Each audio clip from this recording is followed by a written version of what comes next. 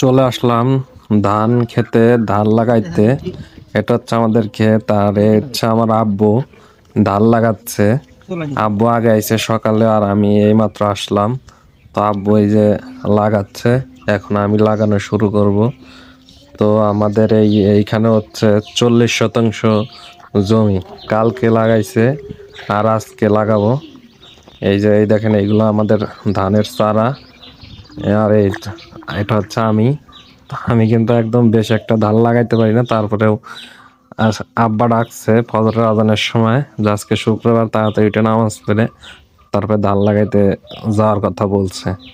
তো তারপরে দেরিতে উঠা ধান খেতে আসলাম আর কি। তো এই যে দেখেন আমি লাগাচ্ছি। এখানে ভিডিওটা একটু ফাস্ট করে দিলাম, না হলে অনেক বড় হয়ে যাবে ভিডিও। এর জন্য আর কি আমি একটু ফাস্ট করে দিয়েছি। তো ফাস্ট করে দেওয়াতে আরো দেখতে আরো ভালো লাগতেছে।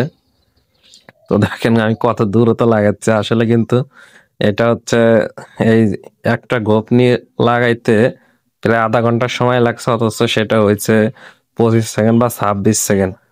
এত ফাস্ট করা হয়েছে। আজকের মতো ধান লাগানো শেষ। তো সকালে আইছিলাম ভোরে, আর এই যে এখন 9টা বাজে গেছে। এখন খাওয়া দাওয়া করার জন্য বাড়ি যাব। তো আজকের মতো ধান লাগানো শেষ, আবার কালকে আসবো। আমি মূলত ধান লাগাই না, মাঝে মাঝে দুই এক লাইন লাগাই, মানে দুই এক গোপ আর কি লাগাই। বেশিরভাগই সবকিছু আব্বাই করে। প্রতিদিন সকালে আব্বাটা আগে ঘুম ভাঙে না, এর জন্য লাগাই না ধান।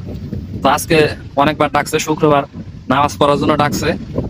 পরে তাড়াতাড়ি আজকে ঘুম ভাঙছে, পরে আইসে আজকে লাগাইলাম।